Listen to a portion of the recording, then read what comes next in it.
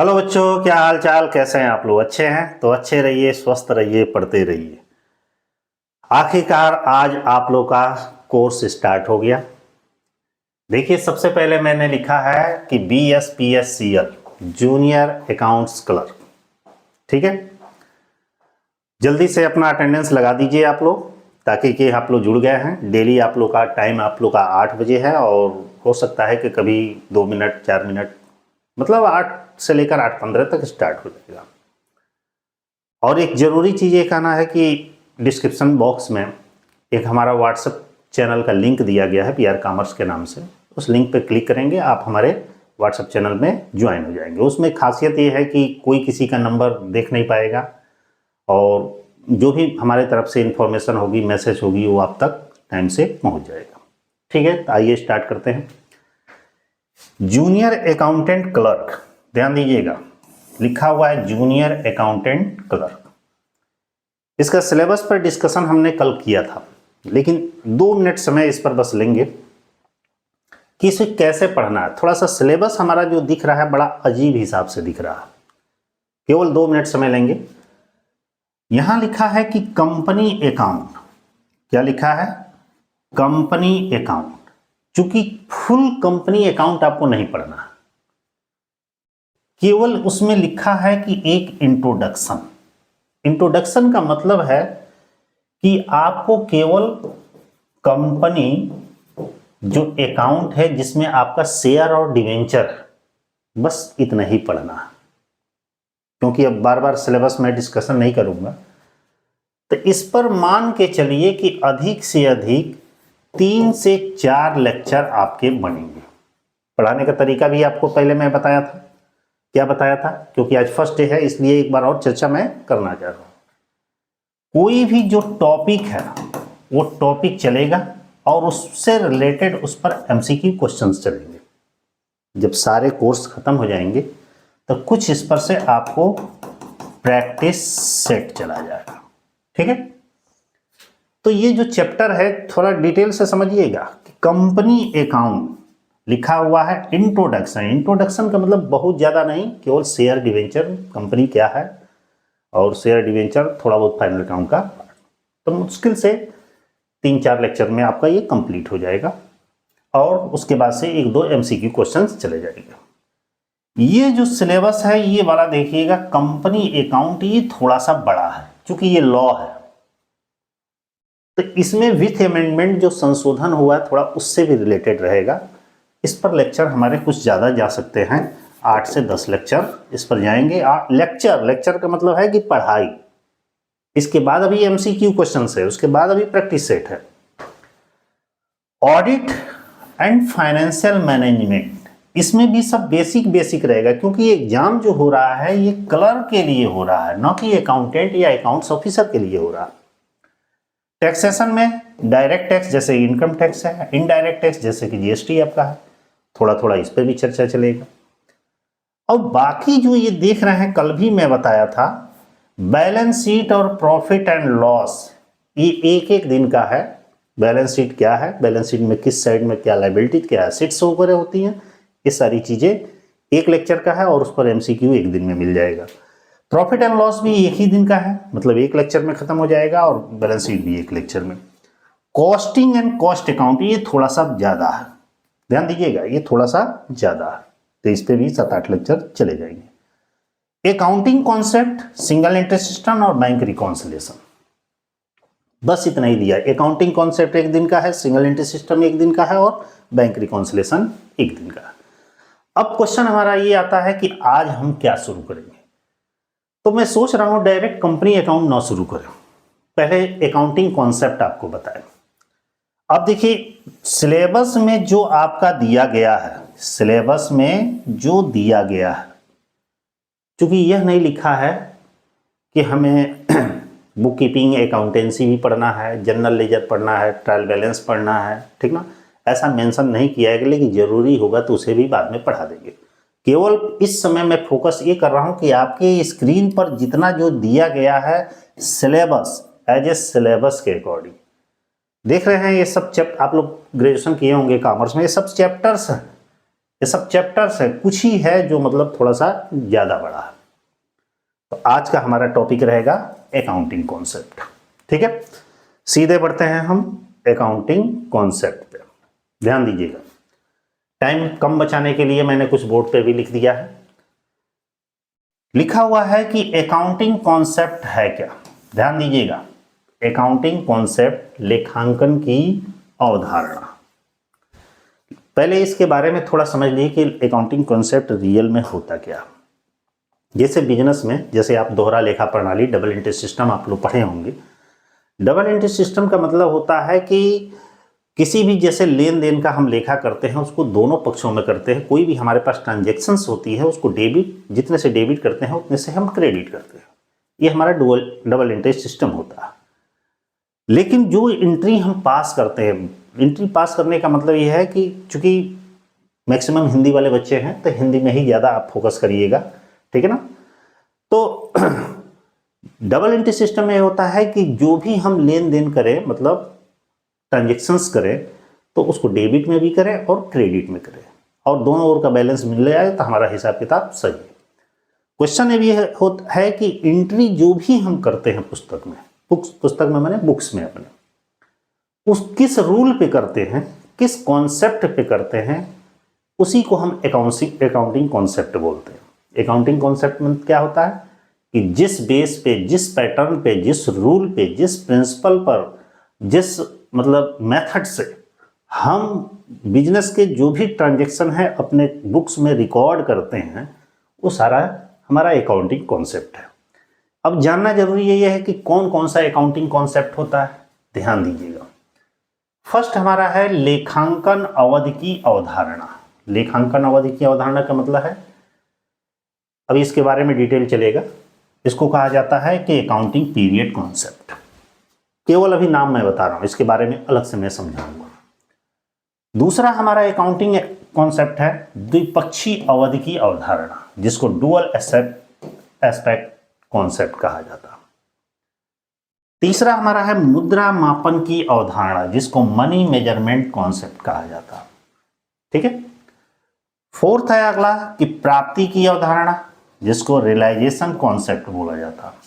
नाम नोट कर लीजिएगा सब। अगला है पृथक इकाई की अवधारणा, जिसको सेपरेट एंटिटी कॉन्सेप्ट। लागत अवधारणा, जिसको कॉस्ट कॉन्सेप्ट बोला जाता है। चालू व्यापार की अवधारणा, जिसको गोइंग कंसर्न कॉन्सेप्ट बोला जाता है। अगला लेखांकन संतुलन अवधारणा, अकाउंटिंग इक्विवेलेंट कॉन्सेप्ट। जांच योग्य लिखित प्रमाण की अवधारणा, जिसको वेरीफाइबल ऑब्जेक्टिव एविडेंस कॉन्सेप्ट। लागत और व्यय के मिलान की अवधारणा, जिसको matching and cost and revenue concept बोला जाता है। लास्ट है उपार्जन की अवधारणा, जिसको एक्रूअल कॉन्सेप्ट बोला जाता है। और अगला है पूंजी की अवधारणा, जिसको कैपिटल कॉन्सेप्ट बोला जाता है। इतने कॉन्सेप्ट होते हैं। क्योंकि आप जब भी कोई बुक लेंगे तो अक्सर बुकों में ये होता है कि किसी में 4 कॉन्सेप्ट दिए हैं, किसी में 5 कॉन्सेप्ट दिए हैं, किसी में 6 में दिए हैं। तो सारे बुकों से मैंने कलेक्शन करके जितने भी कॉन्सेप्ट होते हैं अकाउंटिंग के, मैंने बोर्ड पर लिख दिया। अभी इसके बारे में मैंने बताया नहीं है कि अकाउंटिंग कॉन्सेप्ट के ये जो चीज़ें हैं, ये 12 अकाउंटिंग कॉन्सेप्ट हैं, ये क्या होती हैं, अभी ये नहीं बताया। मैंने केवल इनका नाम बताया है कि लेखांकन की अवधारणा अकाउंटिंग कॉन्सेप्ट हमारे 12 होते हैं, जिनके नाम ये हैं। आइए बढ़ते हैं अब एक एक के बारे में जानें। सबसे फर्स्ट हमने लिखा था, फर्स्ट हमारा था कि लेखांकन अवधि की अवधारणा, जिसको अकाउंटिंग पीरियड कॉन्सेप्ट बोला जाता। अब जानिए क्या होता है लेखांकन अवधि का। लेखांकन अवधि की अवधारणा हमारी कहती है कि जो हमारे व्यवसाय हैं, ध्यान दीजिएगा, व्यवसाय में जो भी लेखे किए जाए, जो भी लेखे किए जाए, ध्यान दीजिएगा, किए जाए, एक निश्चित अवधि में किए जाए, निश्चित अवधि में किए जाए, अवधि में किए जाए। निश्चित अवधि में करने का मतलब क्या है कि हिसाब किताब करने की एक टाइम होना चाहिए। वह टाइम कुछ लोग ऐसे कर मानते हैं इसको कि कुछ लोग एक दीपावली से दूसरे दीपावली मानते हैं, कुछ लोग दशहरा से दूसरे दशहरा ऐसे मानते हैं, कुछ लोग अप्रैल से मई मानते हैं, ठीक ना, अप्रैल से मई मानते हैं, कुछ एक त्योहार से दूसरे त्योहार तक मानते हैं। लेकिन लेखांकन अवधि अवधारणा के अंतर्गत दो ही अवधि निर्धारित की गई। वो हमारी अवधि है, एक को कहते हैं कैलेंडर अवधि। कैलेंडर अवधि, कैलेंडर अवधि का मतलब ये होता है कि जब हम 1 जनवरी से अपना हिसाब किताब 31 दिसंबर को कंप्लीट करते हैं तो ये कैलेंडर अवधि होता है। जैसे देखते होंगे कोई भी कैलेंडर लेते हैं आप तो उसमें जनवरी टू दिसंबर ऐसा रहता है। और दूसरा हमारा दिया है वित्तीय अवधि। वित्तीय अवधि, वित्तीय अवधि हमारा कहता है कि हमारा जो ईयर शुरू होगा 1 अप्रैल से 31 मार्च, ठीक ना। इस दोनों में दोनों ही अपने जगह पे प्रमाणित है, लेकिन जो वित्तीय अवधि होती है हमारी, जो 1 अप्रैल से 31 मार्च पे समाप्त होती है, यह जो अवधि है ये हमारी आयकर द्वारा क्या होती है, प्रमाणित है। आयकर अधिनियम के अंतर्गत ये प्रमाणित है, मतलब मान्य है, यही वाला है। इसका कहने का मतलब ये हुआ, ध्यान से समझिएगा, कि सपोज करिए कि एक व्यापारी है, अपना बिजनेस यदि वो 1 अप्रैल को शुरू करता है तो उसका ईयर 31 मार्च को समाप्त होता है। इसी को कहते हैं अकाउंटिंग पीरियड कॉन्सेप्ट। हो सकता है कि यदि वह बिजनेसमैन 1 जुलाई से बिजनेस स्टार्ट करता है तो भी उसका वह ईयर 31 मार्च को समाप्त होता है। 1 अक्टूबर को बिजनेस स्टार्ट करता है तो भी उसका फाइनेंशियल ईयर 31 मार्च को समाप्त होता है। 1 दिसंबर से शुरू होगा तो 31 मार्च को ही समाप्त होगा।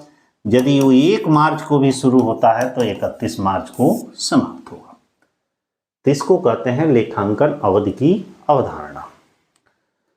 अब ध्यान दीजिएगा, यह जो लेखांकन अवधि है, यह इसकी अवधि अधिकतम जो होती है, अवधि अधिकतम जो होती है यह 12 माह का होता है। अक्सर क्वेश्चनों में यह पूछता है कि हमारी अकाउंटिंग पीरियड कॉन्सेप्ट की टाइम मैक्सिमम कितनी होती है, तो 12 महीना होती है। लेकिन ऐसा जरूरी नहीं है कि हमेशा 12 महीना होती है, 12 महीने से कम भी हो सकती है, लेकिन 12 महीना से अधिक नहीं होती है। क्यों नहीं होती है? 12 महीना तब होगी कि जब वो 1 अप्रैल को अपना बिजनेस स्टार्ट करेगा तो उसका हिसाब किताब पूरा जो बैलेंस शीट वगैरह है वो कब तक मेंटेन होना चाहिए, 31 मार्च तक। इसका मतलब है यहाँ 12 महीना हुआ।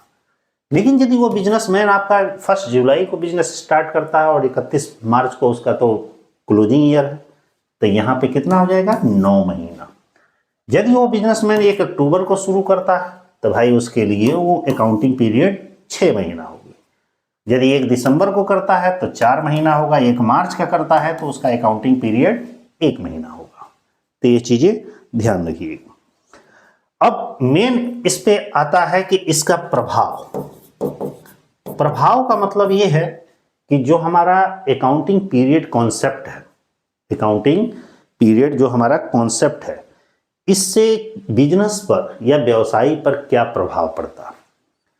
तो इस पर बिजनेस पर सबसे पहला प्रभाव पड़ता है, 2 ही मुख्य प्रभाव पड़ता है, पहला प्रभाव, दूसरा प्रभाव। इस कॉन्सेप्ट को अपनाने से मतलब ये अपेक्षा की जाती है कि हर एक बिजनेसमैन का एक मतलब उसका क्या होना, हिसाब किताब की टाइम होनी चाहिए। ऐसा नहीं कि जब मर्जी है तब हिसाब अपना कर लिया, जब मर्जी है तब हिसाब नहीं किया जाता। यदि एक बिजनेसमैन ने चुना है कि भाई हमारे खाते 31 मार्च को बंद होंगे तो हर साल उसके खाते 31 मार्च को बंद होगा, यदि उसने चुना है कि 31 दिसंबर को बंद हो तो हर साल उसके खाते 31 दिसंबर को बंद हो। मतलब जो अपना ईयर निर्धारित कर लिया है उसके अकाउंट क्लोज उस ईयर के उसी तिथि को होनी चाहिए जो उसने वर्ष निर्धारित किया। जैसे देखते होंगे कुछ ऐसे भी बिजनेसमैन है दीपावली से दीपावली अपना खाता क्लोज करते हैं, कुछ दशहरा से दशहरा, कि कोई ईद से ईद, कोई मुहर्रम से मुहर्रम, कोई अप्रैल से मई तक, मैंने अपना अपना हिसाब किताब।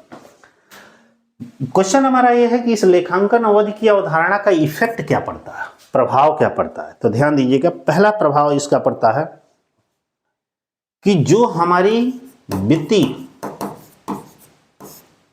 हमारी क्या चीज है, वित्तीय स्थिति, जो हमारी वित्तीय स्थिति की तुलना है अन्य वर्षों से की जा सकती है। मतलब कि जो हम फाइनल अकाउंट बनाएंगे, बैलेंस शीट बनाएंगे, एक यदि हम ईयर निर्धारित कर लेंगे कि भाई हमारा 1 अप्रैल से 31 मार्च रहेगा, तो हर साल उस बैलेंस शीट से कंपेयर कर लेंगे कि हमारी फाइनेंशियल स्टेटस क्या है। और दूसरा हमारा प्रभाव पड़ता है कि उपार्जन क्षमता की तुलना करना। क्या है? उपार्जन क्षमता की तुलना करना। उपार्जन का क्षमता का मतलब है कि उसकी अर्निंग कैपेसिटी क्या है। जैसे पिछले साल कितना कमाया, इस साल कितना कमाया, आगे साल कितना कमाएगा, एक कंपेयर हो जाता है। लेकिन कंपेयर तभी होगा कि जब वह हिसाब किताब का एक वित्तीय वर्ष या एक कोई निर्धारित वर्ष निश्चित करेगा। ये हमारा कहलाता है लेखांकन अवधि की अवधारणा, अकाउंटिंग पीरियड कॉन्सेप्ट। ठीक है, आगे बढ़ते हैं। सेकंड हमारा कॉन्सेप्ट है द्विपक्षीय अवधारणा। ये क्या कहता है? Dual asset concept. बताइए ये क्या कहता है? इसका मेन थीम एक ही है। क्या? ये कहता है कि जो व्यवसाय है, ध्यान दीजिएगा, जो हमारा बिजनेस है, इस बिजनेस में जितनी भी संपत्तियां होती हैं, ये संपत्तियां दायित्व के बराबर होनी चाहिए। मतलब जितनी भी हमारी एसेट्स होती हैं वो एसेट्स हमारी लायबिलिटीज के बराबर होती है। इसी को डुअल एसेट सिस्टम कहा जाता है। एक छोटे से एग्जांपल के थ्रू बताते हैं। एक हाथ से सपोज करिए कि ऐसे समझिए, एक हाथ से हमने 20 किलो का वजन उठाया और दूसरे हाथ से भी 20 किलो का वजन उठाया और फिर हम चल रहे हैं, तो एक बैलेंस में चलेंगे। लेकिन एक हाथ से हमने 20 किलो उठाया और एक हाथ से 10 किलो उठाया, तो ऐसे घूम जाएंगे। और इसमें यदि 20 किलो, इसमें 10 किलो, तो ऐसे घूम जाएंगे। चेक करिएगा इसको। दूसरी चीज, ठीक वही संपत्ति और दायित्व, जितने पास हमारी प्रॉपर्टी हमारे पास है, यदि उससे ज्यादा का हम कर्जदार हो जाएंगे तो क्या हो जाएंगे? स्थिति खराब हो जाएगी। ये कहता है डुअल एस्पेक्ट कॉन्सेप्ट कि जितनी हमारी एसेट्स हो उतनी ही हमारी लायबिलिटीज हो। जितने पास मेरा धन हो उतना उससे तब मतलब बैलेंस बराबर रहेगा। इस पर दूसरा एग्जाम्पल इन्होंने ये कहा है कि जितनी हमारी डेबिट हो उतनी ही हमारी क्रेडिट हो। इसी की रीजन से ये दोनों साइड का योग हमेशा देखते होंगे कि बराबर आता है। ठीक ना? इस पर कुछ उन्होंने इक्वेशन दिया है, अकाउंटिंग इक्वेशन। ध्यान दीजिएगा, क्या है? Accounting equation. अकाउंटिंग इक्वेशन में दिया गया है कि एसेट्स इक्वल टू होता है, फर्स्ट इक्वेशन है, इक्वेशन अक्सर एग्जाम में आता है कि assets equal to capital plus liabilities. ये की इक्वेशन है। सेकंड हमारा है कि कैपिटल इक्वल टू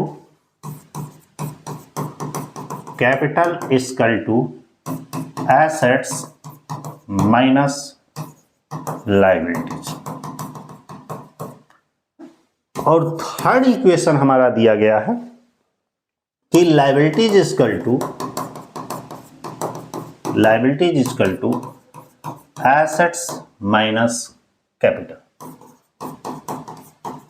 ठीक ना, ये तीन इक्वेशन दिए गए हैं डब्ल्यू। इस कहने का मतलब यह है कि हमारी टोटल एसेट्स कैपिटल और लायबिलिटीज के बराबर होती है। हमारा कैपिटल कितना होता है, जब एसेट्स में से हम अपनी लायबिलिटीज घटा देंगे तो हमारा कैपिटल होता है, और लायबिलिटीज कितनी होती है, जब अपनी एसेट्स में से कैपिटल को घटा दिया जाता है तो लायबिलिटीज होती है। अक्सर मैचिंग करने में ये क्वेश्चंस पूछे जाते हैं।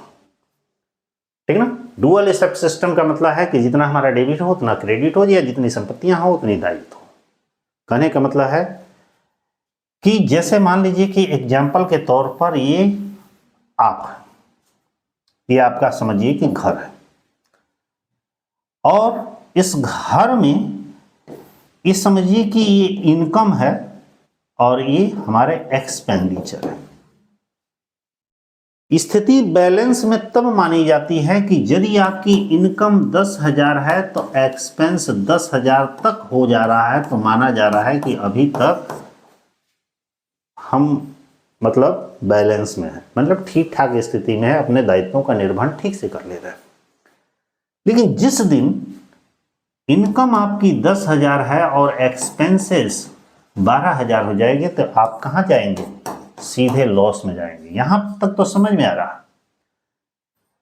तो इसीलिए डुअल एस्पेक्ट कॉन्सेप्ट बनाया गया है कि भाई किसी भी परिस्थिति में ये देखिए कि जितनी हमारी संपत्ति है उतने ही, उससे ज्यादा दायित्व तो नहीं होना चाहिए, माने लायबिलिटीज नहीं होनी चाहिए। तो ये इक्वेशन याद रखिएगा। तीसरा हमारा कॉन्सेप्ट क्या है, थर्ड क्वेश्चन। रुकिए, अभी एक चीज और छूट गया इसमें। इस इक्वेशन का प्रभाव क्या पड़ता है, पहले प्रभाव के बारे में बात कर लें। इफेक्ट क्या पड़ता है। पहला इस पर प्रभाव पड़ता है कि इस कॉन्सेप्ट को अपनाने से क्या होता है, इस कॉन्सेप्ट को अपनाने से जो हमारा व्यवसाय है, व्यवसाय का उत्पादन और प्रगति तीव्र होती है। मतलब जो इस कॉन्सेप्ट को अपनाएगा उसके बिजनेस का प्रोडक्शन और ग्रोथ बड़ी तेजी से बढ़ेगा। दूसरा क्या है, इस कॉन्सेप्ट को अपनाने से कोई भी धोखाधड़ी, गमन, छल कपट होने की संभावना कम रहेगी। क्या रहेगी, कम रहेगी। अब ये ऐसा नहीं है कि नहीं रहेगी, लेकिन कम रहेगी। क्यों कम रहेगी, भाई चोरों के पास तो बहुत दिमाग है कि नहीं। कितना भी बढ़िया नियम बनेगा तो उसमें कुछ न कुछ अपना तरीका ढूंढ लेंगे, तो वो अपवाद स्वरूप उसको हटा दीजिए। लेकिन यदि इस कॉन्सेप्ट को अपना रहे हैं कि जितनी डेबिट उतनी क्रेडिट, जितनी लायबिलिटी उतनी एसेट्स, तो उस कंडीशन पर चांसेस हमारे कम रहते हैं। ये इस कॉन्सेप्ट का इफेक्ट पड़ता है। ठीक है, अब आगे बढ़ते हैं। अगला है मुद्रा मापन की अवधारणा। यह कॉन्सेप्ट क्या कहता है, यह कॉन्सेप्ट यह कहता है कि जो भी हमारा व्यवसाय है, ध्यान दीजिएगा, इस व्यवसाय में जो भी लेन देन हो, लेन देन मीन्स ट्रांजैक्शन, यह किसमें किया जाए, मुद्रा में किए जाए, मुद्रा में किए जाए। मतलब कि जब हम खरीद रहे हैं, बेच रहे हैं, कोई भी चीज यही बेच रहे हैं, यही खरीद रहे हैं, तो पैसा लेकर दें या पैसा देकर ले। मतलब जो चीजें मुद्रा में लेन देन नहीं होती है, जिसका ट्रांजैक्शन कैश में नहीं होता है, पैसे में नहीं होता है, या उसका वैल्यूएशन पैसे में नहीं किया जाता, तो उसका लेखा इस कॉन्सेप्ट के अंतर्गत नहीं होता है। जैसे कि सपोज करिए कि मैंने ये पेन दिया, इस पेन के बदले मैंने दूसरा पेन ले लिया, तो ये मनी मेजरमेंट कॉन्सेप्ट नहीं है। मैंने पैसा पेन दिया, इसके बदले में पैसा लिया, या पैसा दिया तब पेन दिया, ये मनी मेजरमेंट है। मतलब किसी भी ट्रांजैक्शन का, चाहे वो कोई भी ट्रांजैक्शन हो, उसे मुद्रा में लिए दिए जाएं, मुद्रा में व्यक्त किए जाए। और जब व्यक्त किए जाएंगे तो इन्हें क्या होगा, हम पुस्तकों में लिखेंगे। मतलब पुस्तकों में लिखेंगे का मतलब है अपने बुक्स में लिखेंगे। यहाँ पुस्तक मतलब बुक्स, बुक्स मीन्स रजिस्टर। इसमें एक चीज और भी दिया है कि इसमें उनका लेखा नहीं किया जाता है, ध्यान दीजिएगा, लेखा नहीं किया जाता है। किनका भाई लेखा नहीं किया जाता है? ध्यान से देखिए, बहुत सारी चीजें हैं जिनका लेखा नहीं किया जाता। जैसे कि दिया है औद्योगिक नीति, जैसे मान लीजिए औद्योगिक कोई नीति है, पॉलिसी है, किसी भी प्रकार का परिवर्तन है, ठीक ना। फिर इसी के बाद से वित्तीय नीति है, वित्तीय नीति है, कर्मचारी संबंध है, कर्मचारी संबंध है, मान लीजिए सिंपैथी है, मान लीजिए प्यार है, स्नेह है, ठीक ना, संबंध है। इन चीजों का लेखा नहीं किया जाता। या और भी चीज है, जैसे अकाल है, भूखमरी है, ठीक ना, सहानुभूति है, वस्तु विनिमय है, इनका लेखा नहीं किया जाता। अब सोच रहे होंगे ऐसा क्यों? क्योंकि ये सारी चीजें मुद्रा में व्यक्त नहीं की जाती हैं। जैसे मान लीजिए कि आप मेरे बड़ी करीबी है, मैंने आपके साथ चल दिया, आपके साथ दिन भर घूम रहे हैं, आपका काम कर रहे हैं, इसका लेखा नहीं किया जाएगा। इसमें लेखा उसी की किया जाएगा जो हम देंगे, लेंगे, जो खरीदे बेचेंगे, उसका वैल्यूएशन पैसे में हो, ठीक है। आगे बढ़ते हैं इसमें। अब क्वेश्चन ये है कि इसका क्या प्रभाव पड़ता है, इसका क्या इफेक्ट है। इसमें भी कुछ इफेक्ट दिए गए हैं कि इस कॉन्सेप्ट को अपनाने से हमारे ऊपर क्या प्रभाव पड़ेगा। इस कॉन्सेप्ट का सबसे बड़ा प्रभाव पड़ता है कि यहां पर जो भी हमारी संपत्तियां हैं,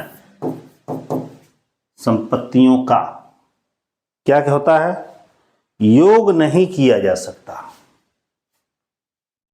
माने रुकिए, इसको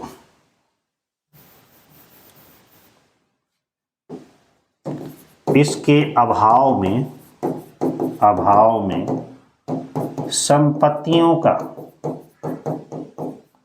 योग नहीं किया जाता, योग नहीं किया जाता है। वो क्यों?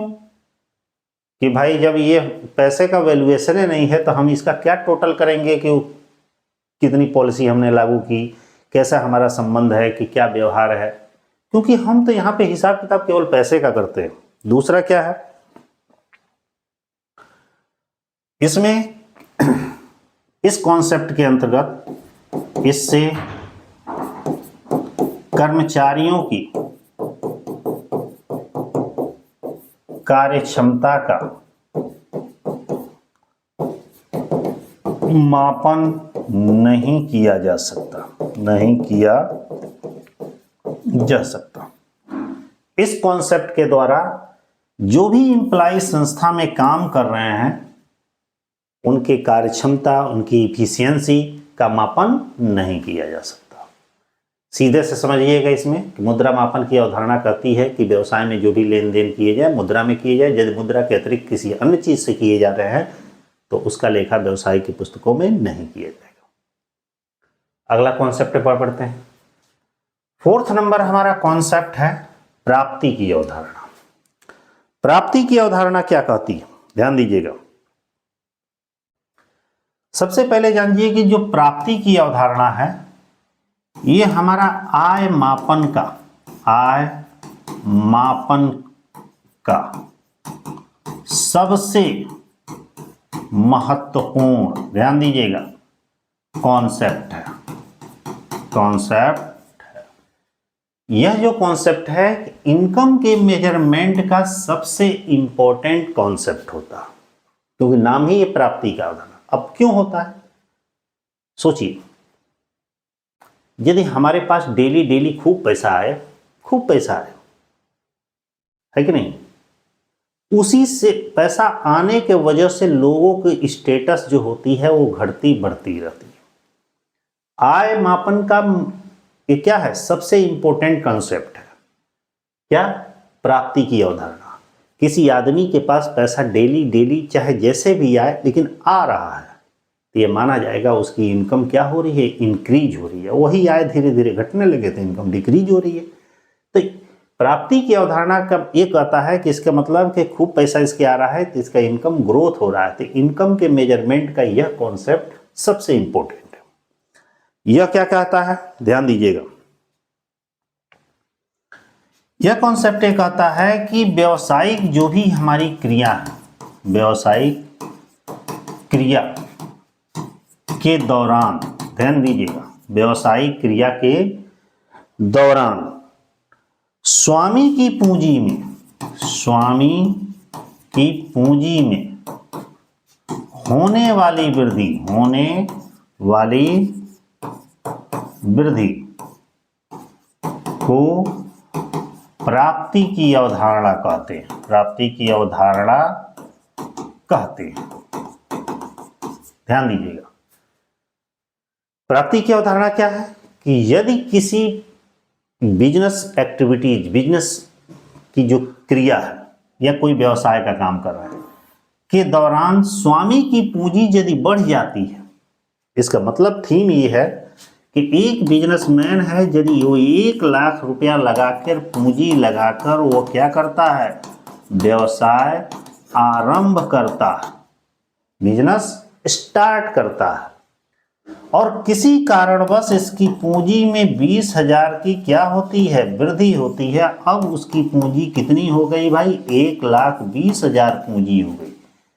तो लिखा है स्वामी की पूंजी में वृद्धि होती है, तो यह वृद्धि जैसे ही उसकी कैपिटल में होगा तो ये वृद्धि किस रीजन से हुई, व्यवसायिक क्रिया करने की वजह से हुई, तो उसे हम क्या कहते हैं, प्राप्ति की अवधारणा अर्थात रियलाइजेशन कॉन्सेप्ट कहा जाता।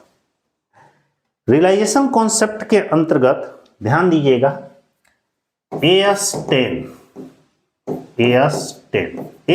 का मतलब होता है अकाउंटिंग स्टैंडर्ड 10 में यह बात की गई है कि वस्तु की बिक्री की स्थिति से आय उस समय मानी जाती है कि जब वस्तु के विक्रेता को वस्तु हस्तांतरित कर दिया, ठीक ना। अकाउंटिंग कॉन्सेप्ट 10 क्या कहता है, आय उस समय प्राप्त मानी जाती है, प्राप्त मानी जाती है जब विक्रेता ने क्रेता को संपत्ति हस्तांतरित कर दिया। यहां हस्तांतरित करने का मतलब है कि बेच दिया, ठीक ना, बेच दिया। मतलब इनकम कब मानी जाती है कि जब एक क्रेता अपने विक्रेता को वस्तु बेच देता, भले वो छोड़ के चला जाए या लेके चला जाए, मैंने उस पर से अपना स्वामित्व समाप्त कर लेता, तो उसको इनकम माना जाता है। जैसे एग्जाम्पल के तौर पर सपोज करिए कि मैंने 10,000 रुपए का सामान आपको बेचा। अब ये चाहे नगद बेचे चाहे भाई उधार बेचे, उधार है तो 4 दिन बाद देंगे, लेकिन देंगे, नगद है तो आज देंगे। जब मैंने बेच दिया, मैं इसको हैंडओवर आपको कर दिया, चाहे वो नगद मिले चाहे उधार मिले, तब मेरा दायित्व खत्म, मेरी इनकम वही जनरेट हो गई। ऐसा नहीं है कि वो पैसा देगा तभी मेरी इनकम होगी, अरे पैसा तो देवे करेगा, आज नहीं देगा 10 दिन बाद देगा, तो उसे हम कहते हैं प्राप्ति की अवधारणा। आय यहीं पे प्राप्त हो गई, वो तो आपका प्रेम व्यवहार है जिसके वजह से आपने उधार दिया, लेकिन इनकम यहीं पे मानी जाएगी, सेल यहीं पे माना जाएगा, ठीक है। अब आगे बढ़ते हैं। इसमें दिया गया है कि प्राप्ति की अवधारणा 3 दशाओं में मानी जाती है। 3 इसकी दशाएं। 3 दशाएं क्या है? मुख्य 3 दशाएं कब प्राप्ति की अवधारणा मानी जाती है? जब वस्तु या सेवा का विनिमय हो चुका है, जब वस्तु या सेवा का विनिमय हो चुका तब आय मानी जाती है। दूसरा दिया गया है कि उपार्जन की प्रक्रिया पूरी हो गई हो,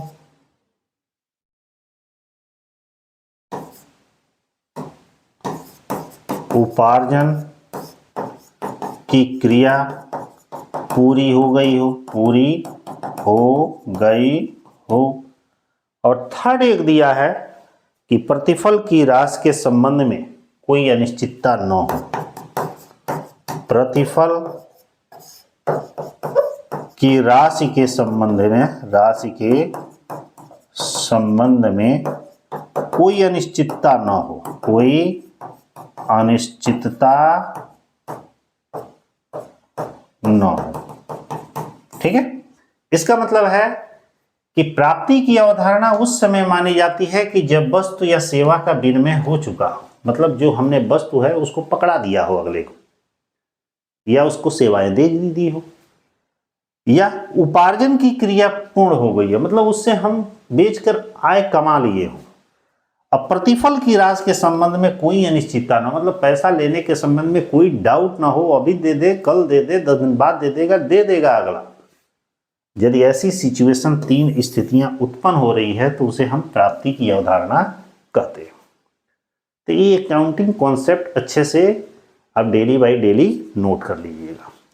अब चूंकि आज फर्स्ट क्लास था तो आपसे मैं बता दे रहा हूं कि फर्स्ट क्लास में ज़्यादा नहीं, अकाउंटिंग कॉन्सेप्ट मैं 2 दिन में ख़त्म करूंगा, 1 दिन ये आज हो गया, और जो बाकी है 4 ही अभी बताए हैं, अभी तो 8 बाकी है, वो 8 1 दिन में पूरा कर देंगे। ठीक ना, मतलब नेक्स्ट डे थोड़ा थोड़ा अभी से पढ़ते जाइए, धीरे धीरे स्पीड हम लोग बढ़ाया जाएगा। ठीक ना, और डेली बाय डेली आप क्या करिएगा कि जो भी मैं बोर्ड पे, अभी चूंकि जो आपका सिलेबस है मैं बस केवल उतना ही बता रहा हूँ, ये भी ध्यान दीजिएगा, क्योंकि ये मत सोचिएगा कि पीछे वाला अकाउंटिंग का क्या होगा। भाई सिलेबस में उतना ही दिया था, हम उतना ही बता रहे हैं। देखेंगे और भी पिछले साल का क्वेश्चन यदि मिलता है, अभी है नहीं मेरे पास, लेकिन यदि मिलता है तो मैं देख के उसमें कि कहाँ से किस किस टॉपिक से कैसे कैसे क्वेश्चन आए हैं, तो उस बेस पर आगे और बताया जाएगा। ठीक ना, तो आप डेली बाय डेली भले थोड़ा ही से मिले, 1 पेज मिले, 2 पेज मिले, जितना है आप उतना नोट कर लीजिएगा, थोड़ा उसको एक बार रिवीजन करिएगा। लेकिन जो अलग वाले पेपर हैं उनके बुक आप ले लीजिएगा, जैसे Hindi, English, math, reasoning, GS वगैरह ये सब है, तो इसको आप सेल्फ स्टडी करते रहिएगा। एक चीज और मैं बता दूं कि जैसे ही मैं जितना टॉपिक है ये जब मैं पढ़ा लूंगा, मतलब जो भी आपके टॉपिक्स हैं ये जब खत्म हो जाएंगे तो मैं आप लोग के लिए मॉक टेस्ट बनवाऊंगा। ठीक ना, मॉक टेस्ट वो ऑनलाइन बेस पे होगा, वो एप्लीकेशन में मिलेगा, अभी नहीं है। मैं टाइम डेट मैं बता दूंगा कि कब, ये मान के चलिए कि वो आपको मिलेगा भी तो अप्रैल से पहले नहीं मिलेगा। तब तक आप लोग चैप्टर वाइज, टॉपिक वाइज आप लोग पढ़ते रहिए। ठीक है, फुल डिटेल जो है एक एक पॉइंट के बारे में आपको यहीं पे यूट्यूब पे ही पढ़ा दिया जाएगा। ठीक है, तो आप लोग इसी तरह मेहनत करिए, और जब भी आइए तो अपनी अटेंडेंस लगा दिया करिए। ठीक है, और फ्रेंडों में भी अपने शेयर थोड़ा कर दिया करिए। ठीक है, फिर नेक्स्ट डे मिलते हैं। All the best. बाकी कल पढ़ाएंगे, टेंशन ना लीजिएगा।